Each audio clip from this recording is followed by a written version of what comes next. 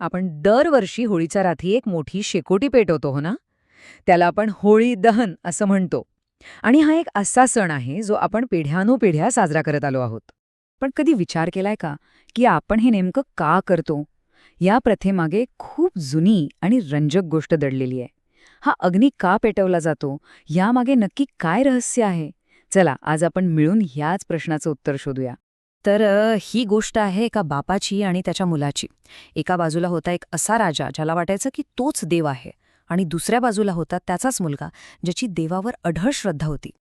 कल्पना करा, खूप खूप वर्षांपूर्वीची गोष्ट आहे. हिरण्यकशिपू नावाचा एक राजा होता, प्रचंड शक्तिशाली, पण तितकाच अहंकारी. त्याला एक वरदान मिळालं होतं आणि त्यामुळे तो इतका उन्मत्त झाला होता की तो स्वतःलाच देव मानू लागला. याच्या अगदी उलट त्याचा मुलगा प्रल्हाद हा भगवान विष्णूंचा खूप मोठा भक्त होता. आणि इथेच म्हणजे सत्तेचा अहंकार आणि निस्वार्थ श्रद्धा यांच्यात संघर्षाची पहिली ठिणगी पडली. आता विचार करा, राजाला त्याच्या मुलाची ही विष्णुभक्ती म्हणजे जणू काही स्वतःचा अपमानच वाटायचा. जेव्हाही तो प्रल्हादाच्या तोंडून नारायण नारायण हे शब्द ऐकायचा ना, तेव्हा त्याचा संताप अगदी अनावर व्हायचा. त्याला हे मान्यच नव्हतं. त्याच्यासाठी ही फक्त भक्ती नव्हती, तर त्याच्या सत्तेला दिलेलं एक उघड आव्हान होतं. आणि मग काय? राजाचा अहंकार इतका टोकाला गेला की त्याने आपल्याच मुलाला संपवायचं ठरवलं. एक दोन नव्हे तर अनेक भयंकर प्रयत्न केले. कधी विषारी साप सोडले, तर कधी उंच कड्यावरून खोल दरीत ढकलून दिलं.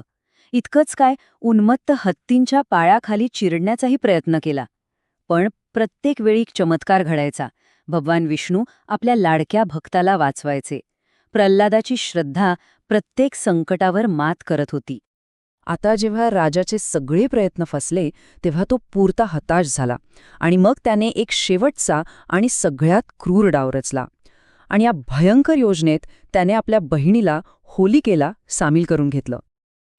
तर ही होलिका कोण होती? ती होती राजाची बहीण. आणि तिच्याकडे ना एक विशेष शक्ती होती, एक वरदान होतं की अग्नी तिला जाळू शकत नव्हता.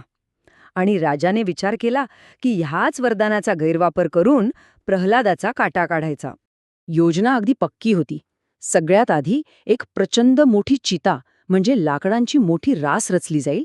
मग त्या धगधगत्या आगीच्या अगदी मधोमध होलिका बसेल आणि ती काय करेल तर आपल्या मांडीवर निरागस प्रल्हादाला घेईल.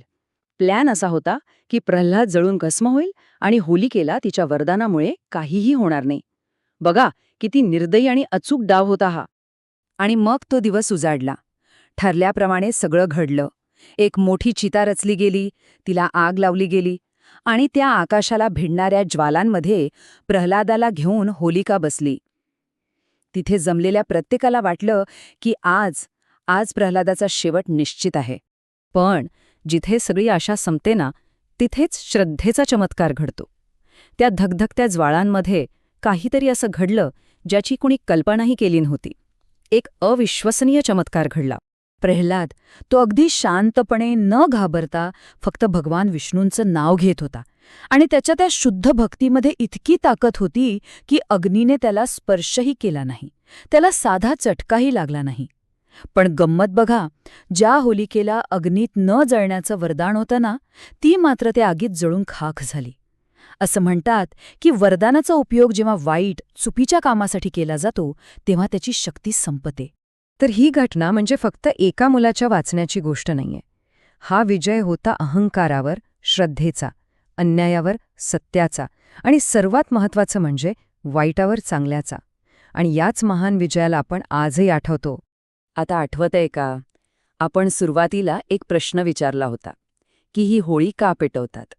तर त्याचं उत्तर याच कथेत आहे. आपण जी होळी पेटवतो ती म्हणजे होलिकेच्या आणि तिच्यासोबतच्या सगळ्या वाईट शक्तींच्या दहनाचं प्रतीक आहे. हा वाईटावर चांगल्याच्या विजयाचा एक मोठा उत्सव आहे. या सगळ्या गोष्टीतून शिकण्यासारखं काय आहे? तर हेच की अहंकार आणि अन्याय हे सुरुवातीला कितीही मोठे, कितीही बलाढ्य वाटले तरी एक ना एक दिवस त्यांचा अंत होतोच. आणि श्रद्धा आणि सत्य यांचा विजय हा नेहमीच अटळ असतो. आणि मग ह्याच विजयाच्या आनंदात दुसऱ्या दिवशी आपण काय करतो? आपण रंगांची होळी खेळतो. कालची ती गंभीर आग आजच्या रंगीबेरंगी उत्साहात बदलते. हा दिवस म्हणजे आनंद, प्रेम आणि एकत्र येण्याचा उत्सव. ही झाली एक पौराणिक कथा. पण खरं सांगायचं तर चांगल्या वाईटाचा हा संघर्ष काही फक्त कथांपुरता नाहीये. तो आजही आपल्या प्रत्येकाच्या मनात, आपल्या आयुष्यात कुठे ना कुठे सुरूच असतो.